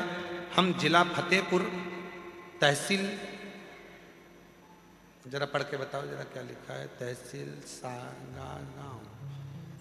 सागा गांव लिखा है शायद, आप लोग पढ़ लीजिए। सागा गांव छाता से आए, दाता से आए। कहीं बैठे हो तो हाथ हिला सकते हैं, अगर कहीं बैठे हो तो बेलपत्र लेने के लिए आ सकते हैं। मेरा नाम रीलू शुक्ला, पति का नाम धीरू शुक्ला, हम लोग जिला फतेहपुर से आए हैं। एक लोटे जल का मैं क्या वर्णन करूं गुरुदेव। मेरे पति के पास कोई नौकरी नहीं थी। एक दिन टीवी पर अचानक से आपकी कथा आने लगी, उसे हमने दिल से लगाकर सुना, बहुत अच्छा लगा, हम रोज सुनने लगे। फिर आप कहते हो कि जहां रहो वहां आसन लगाकर एक चावल का दाना रखकर कथा को सुनो, बाबा को समर्पित करो। वैसे ही किया, वहां की मिट्टी को अपने शरीर से लगाओ। हमने अपने घर की ही मिट्टी को अपने शरीर से लगाया। रोज हम पति पत्नी ने मंदिर जाना प्रारंभ कर दिया और 2022 में बाबा की कथा में रुद्राक्ष महोत्सव में पहुंचे, बाबा से विनय करी, बाबा ने ऐसी कृपा कर दी, पति की नौकरी भी लग गई, गाड़ी भी आ गई और बाबा की कृपा से सारा ठाट बाबा ने दे दिया। कोई कमी बाबा ने नहीं छोड़ी, किसी कमी को बाबा ने नहीं छोड़ा। एक माँ ने पत्र में लिखा, सो बालीबाई सुदामा चौहान, जय सेवालाल गौर बाजारस से हूं, मैं महाराष्ट्र की रहने वाली हूं। मेरा गांव का नाम पीपल गांव कमानी है। मेरे बेटे का नाम सुखदेव सुदामा चौहान। मेरे बेटे की नौकरी नहीं लग रही थी, हार चुका था। तब बेटे से कहा, अब की बार तू जो कंपटीशन एग्जाम दे तो मेहनत को 4 गुना कर ले। सियोर वाला बाबा कहता है, अच्छी परिश्रम करो, मेहनत करो, बेलपत्री में शहद लगाकर शिव को समर्पित करो। मेरे बेटे ने भी वही करा और बाबा की कृपा से 2025 के रुद्राक्ष महोत्सव में मेरा बेटा भी मुझे लेकर आया था। आज मैं अपने बाबा को नमन करने के लिए आई हूँ कि मैंने बाबा से विनती करी थी और बाबा की कृपा से आज मेरा बेटा महाराष्ट्र पुलिस में लग गया है। मैं बाबा को यहाँ प्रणाम करने के लिए आई। मेरे बेटे का महाराष्ट्र पुलिस में सिलेक्शन हो गया। शिव से वो आएगा, स्पर्श करेगा, आशीर्वाद देगा, तुम्हें खाली नहीं भेजेगा। बस विश्वास तुम्हारे भीतर प्रकट रखो। प्रकट।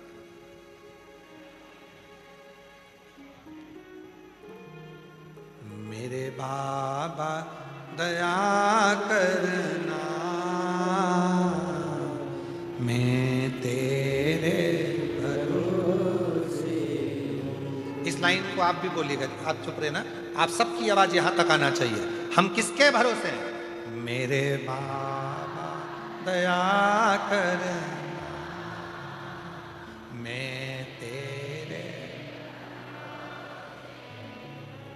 ना घर के भरोसे, ना परिवार के भरोसे, मेरे बाबा दया करना, मैं तेरे भरोसे हूँ। भोले बाबा दया करना, मैं तेरे भरोसे हूँ। देवराज नामक का ब्राह्मण शिव को नहीं मानता था, पर मां शिव को मानती थी। एक लोटा जल चढ़ाती थी, उसका फल उसको मिला। भले चोर था बेटा, पर अंत समय में शिव की शरणागति उसको मिली। शिव की शरणागति, भले चोर था, पर अंतिम बिंदु तो शिव के चरणों में जाकर निकला। एक बिंदुक नाम का ब्राह्मण, जिसकी पत्नी का नाम चंचुला देवी,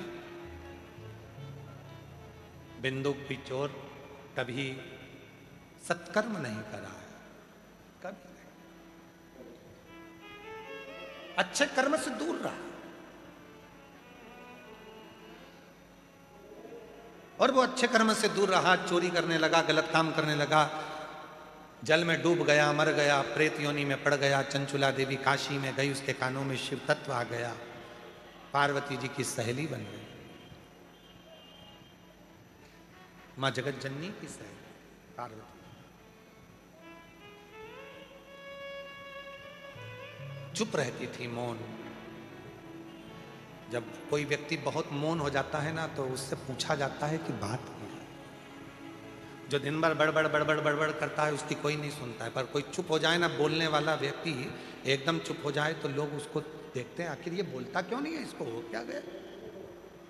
कभी कभी तो पत्नी भी पति से कह देती, हुआ क्या है तुमको, बोल क्यों नहीं रहे हो। अब पति बेचारा बोले भी तो गति नहीं, ना बोले तो गति नहीं, तो चुप ही रहना अच्छा। मैं बोलूंगा और तू फिर लड़ने बैठ जाएगी, तो मैं बोलू ही नहीं तो अच्छा, रहने दे तू, तो दे, मैं क्या बोलूं।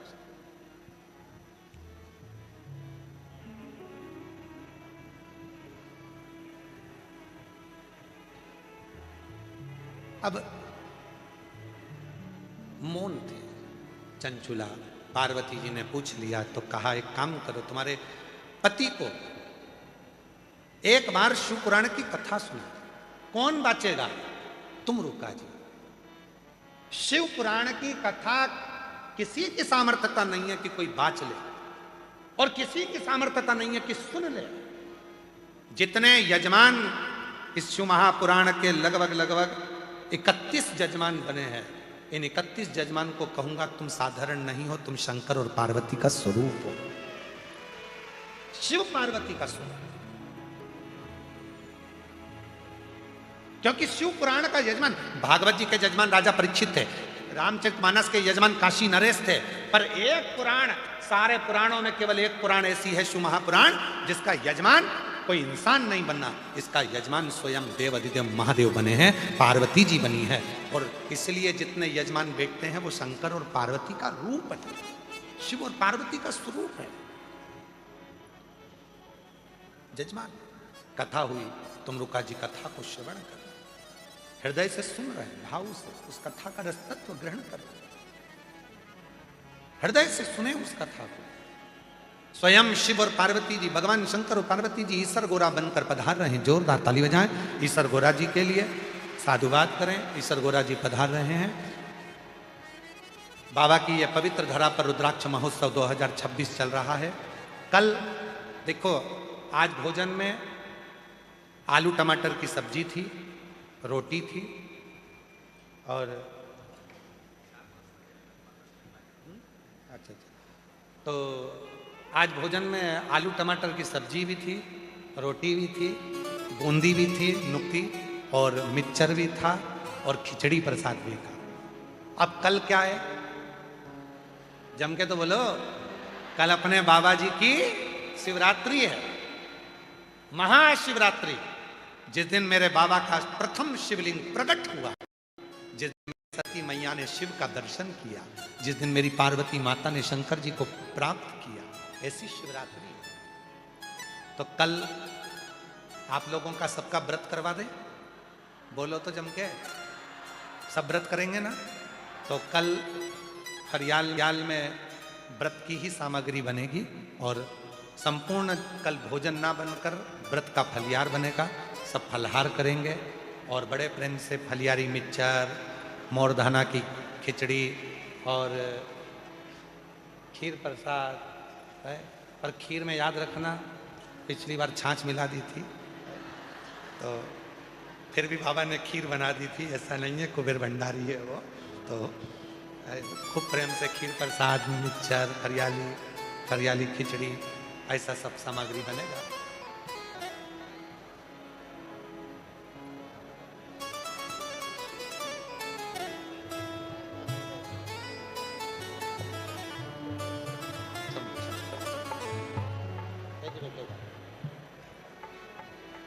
बहुत बढ़िया।